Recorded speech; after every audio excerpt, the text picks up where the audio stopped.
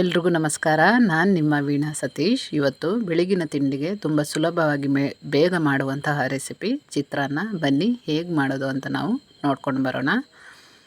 ಈ ಸೈಜಿನ ಲೋಟದಲ್ಲಿ 2 ಲೋಟದಷ್ಟು ನಾನು ಸೋನಾ ಮಸೂರಿ ಅಕ್ಕಿಯನ್ನು ತಗೊಂಡಿದ್ದೀನಿ.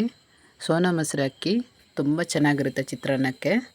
ನಾವು ದೋಸೆ ಮಾಡುವ ಅಕ್ಕಿಯನ್ನು ತಗೋಬೋದು, ಆದರೆ ಅದು ಸ್ವಲ್ಪ ಜಾಸ್ತಿ ಬೆಂದು ಹೋಗುತ್ತೆ ಮತ್ತು ಮುದ್ದೆ ಆಗುತ್ತೆ ಅದು ಅನ್ನ, ಹಾಗಾಗಿ ಅಷ್ಟು ಚೆನ್ನಾಗಿ ಬರಲ್ಲ.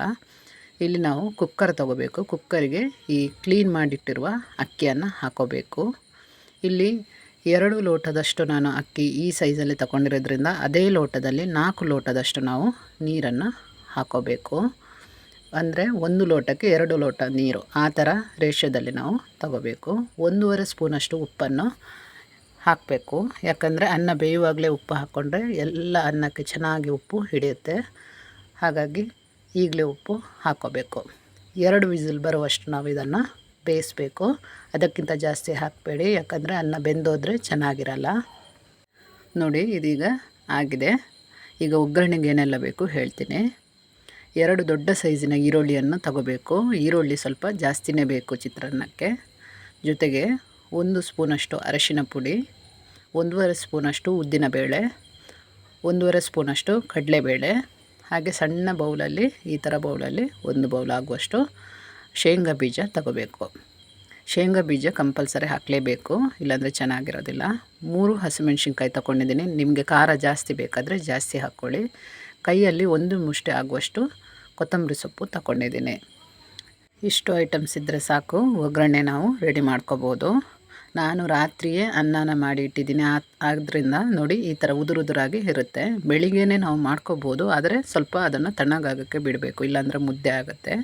ಇಲ್ಲಿ ನೋಡಿ ಬಾಣಲೆ ಇಟ್ಟಿದ್ದೀನಿ. ಬಾಣಲೆಗೆ 4ರಿಂದ 5 ಸ್ಪೂನಷ್ಟು cooking oil, normal cooking oil ಇರುತ್ತಲ್ಲ ಅದನ್ನು ಹಾಕ್ಕೊಳ್ಳಿ. ಎಣ್ಣೆ ಬಿಸಿ ಆದ ನಂತರ ಈ ಶೇಂಗಾ ಬೀಜನ ನಾವು ಹಾಕೋಬೇಕು. ಇದನ್ನು ಮೀಡಿಯಮ್ ಫ್ಲೇಮಲ್ಲಿ ಚೆನ್ನಾಗಿ ಹುರಿಬೇಕು. ಇದು ಹೈ ಫ್ಲೇಮ್ ಇಟ್ಟರೆ ನಿಮಗೆ ಅದು ಸೀದೋಗುತ್ತೆ. ಸ್ವಲ್ಪ ಮೀಡಿಯಮ್ ಫ್ಲೇಮಲ್ಲಿಟ್ಟು ನೀವು ಈ ಥರ ಹುರ್ಕೊಳ್ಳಿ. ಇದು ಸ್ವಲ್ಪ ಕೆಂಪು ಬಣ್ಣಕ್ಕೆ ತಿರುಗುತ್ತಲ್ವ, ಆಗ ಉದ್ದಿನ ಬೇಳೆಯನ್ನು ನಾವು ಇದಕ್ಕೆ ಹಾಕೋಬೇಕು. ಜೊತೆಗೇ ಕಡಲೆಬೇಳೆ ಕೂಡ ಸೇರಿಸ್ಕೋಬೇಕು. ಉದ್ದಿನ ಬೇಳೆ ಸ್ವಲ್ಪ ಕೆಂಪು ಬಣ್ಣ ಬರುತ್ತಲ್ವ, ಸ್ವಲ್ಪ ಬಣ್ಣ ಚೇಂಜ್ ಆಗುವಾಗ ನಾವು ಈರುಳ್ಳಿಯನ್ನು ಇದಕ್ಕೆ ಸೇರಿಸ್ಕೋಬೇಕು. ನೋಡಿ ಈ ಕಲರ್ ಬಂದರೆ ಸಾಕು.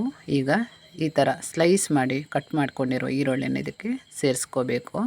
ಜೊತೆಗೇ ಹಸಿಮೆಣ್ಸಿನ್ಕಾಯನ್ನು ಕೂಡ ಹಾಕ್ಕೋಬೇಕು. ಇದನ್ನು ಚೆನ್ನಾಗಿ ಒಟ್ಟಿಗೆ ಫ್ರೈ ಮಾಡಬೇಕು. ಈರುಳ್ಳಿ ಕೆಂಪು ಬಣ್ಣಕ್ಕೆ ತಿರುಗಬಾರ್ದು, ಅಲ್ಲಿ ತನಕ ಫ್ರೈ ಮಾಡಬಾರ್ದು. ಈರುಳ್ಳಿ ಬೆಂದರೆ ಸಾಕು. ಸ್ವಲ್ಪ ಮೀಡಿಯಮ್ ಫ್ಲೇಮಲ್ಲಿಟ್ಟು ಇದನ್ನು ಈರುಳ್ಳಿಯನ್ನು ಬೇಯಿಸಬೇಕು. ಈಗ ಜೊತೆಗೇ ಅರಿಶಿನ ಪುಡಿಯನ್ನು ಈಗ ಸೇರಿಸ್ಕೋಬೇಕು. ಅರ್ಧ ಸ್ಪೂನಷ್ಟು ಉಪ್ಪು ಹಾಕಿದರೆ ಸಾಕು. ಆಲ್ರೆಡಿ ನಾವು ಅನ್ನ ಬೇಯಿಸುವಾಗ ಉಪ್ಪು ಹಾಕಿರೋದ್ರಿಂದ ಜಾಸ್ತಿ ಉಪ್ಪು ಹಾಕೋದು ಬೇಡ. ನೋಡಿ ಈ ಥರ ಚೆನ್ನಾಗಿ ಫ್ರೈ ಮಾಡಿದ ನಂತರ ಕೊತ್ತಂಬರಿ ಸೊಪ್ಪು ಇದೆಯಲ್ಲ ಅದನ್ನು ಸೇರಿಸ್ಕೋಬೇಕು. ನಾನು ಒಗ್ಗರಣೆಗೆ ಕೊತ್ತಂಬರಿ ಸೊಪ್ಪು ಹಾಕ್ತಾಯಿದ್ದೀನಿ. ನೀವು ಅನ್ನ ಎಲ್ಲ ಸೇರಿಸಿದ ನಂತರ ಬೇಕಾದರೂ ಕೊನೆಯಲ್ಲಿ ಹಾಕೋಬೋದು. ಮಕ್ಕಳಿಗೆ ಬಾಯಿಗೆ ಸಿಕ್ಕರೆ ಚೆನ್ನಾಗಿರಲ್ಲ ಅಂತ ಹೇಳ್ತಾರಂತ ನಾನು ಈಗಲೇ ಹಾಕ್ಕೊಂಡಿದ್ದೀನಿ. ನೋಡಿ ಈಗ ಅನ್ನನ ಸೇರಿಸ್ಕೋಬೇಕು. ಈ ಥರ ಮಿಕ್ಸ್ ಮಾಡ್ಕೊಳ್ಳಿ. ನಾನು ಎಲ್ಲ ಅನ್ನನೂ ಇದಕ್ಕೆ ಬಾಣಲೆಗೆ ಹಾಕಿ ಮಿಕ್ಸ್ ಮಾಡ್ತಾಯಿದ್ದೀನಿ. ನೀವು ಸ್ವಲ್ಪ ಸ್ವಲ್ಪ ಹಾಕಿನೂ ಬೇಕಾದರೂ ಮಿಕ್ಸ್ ಮಾಡ್ಬೋದು, ಅಥವಾ ಪ್ಲೇಟಿಗೆ ಈ ಒಗ್ಗರಣೆಯನ್ನು ಹಾಕಿ ಅನ್ನಕ್ಕೆ ಹಾಕಿ ಬೇಕಾದರೂ ಮಿಕ್ಸ್ ಮಾಡ್ಕೋಬೋದು. ನೋಡಿ ಈ ಥರ ಚೆನ್ನಾಗಿ ಎಲ್ಲ ಕಡೆ ಒಗ್ಗರಣೆ ಏನು ಹಾಕಿದ್ದೀವಿ ಅದು ಸೇರ್ಕೋಬೇಕು. ನೋಡಿ ಈ ಥರ ಇಲ್ಲಿ ರೆಡಿಯಾಗಿದೆ. ಕೊನೆಯಲ್ಲಿ ಬೇಕಾದರೆ ನೀವು ಲಿಂಬೆಹಣ್ಣು, ಅರ್ಧ ಹೋಳಷ್ಟು ಲಿಂಬೆಹಣ್ಣು ಬೇಕಾದರೂ ಇದಕ್ಕೆ ಹಾಕೋಬೋದು. ಟೇಸ್ಟ್ ತುಂಬ ಚೆನ್ನಾಗಿರುತ್ತೆ. ನಾನಿಲ್ಲಿ ಸೇರಿಸಿಲ್ಲ. ಅನ್ನವನ್ನು ನೀವು ರಾತ್ರಿ ಮಾಡಿಟ್ಟರೆ ಬೆಳಿಗ್ಗೆ ದಿಢೀರಾಗಿ ಈ ರೆಸಿಪಿಯನ್ನು ನಾವು ಮಾಡ್ಕೋಬೋದು. ಉಪ್ಪಿನಕಾಯಿ ಜೊತೆ ಚಿತ್ರಾನ್ನ ತುಂಬ ಚೆನ್ನಾಗಿರುತ್ತೆ. ನೀವು ಒಮ್ಮೆ ಟ್ರೈ ಮಾಡಿ ನೋಡಿ, ಅಥವಾ ಚಟ್ನಿ, ಕಾಯಿ ಚಟ್ನಿ ಜೊತೆಗೂ ಚೆನ್ನಾಗಿರುತ್ತೆ. ನನ್ನ ವೀಡಿಯೋಸ್ ಇಷ್ಟ ಆದರೆ ಸಬ್ಸ್ಕ್ರೈಬ್ ಮಾಡಿ, ಶೇರ್ ಮಾಡಿ. ಸಿಗೋಣ ಇನ್ನೊಂದು ವೀಡಿಯೋದಲ್ಲಿ. ನಮಸ್ಕಾರ.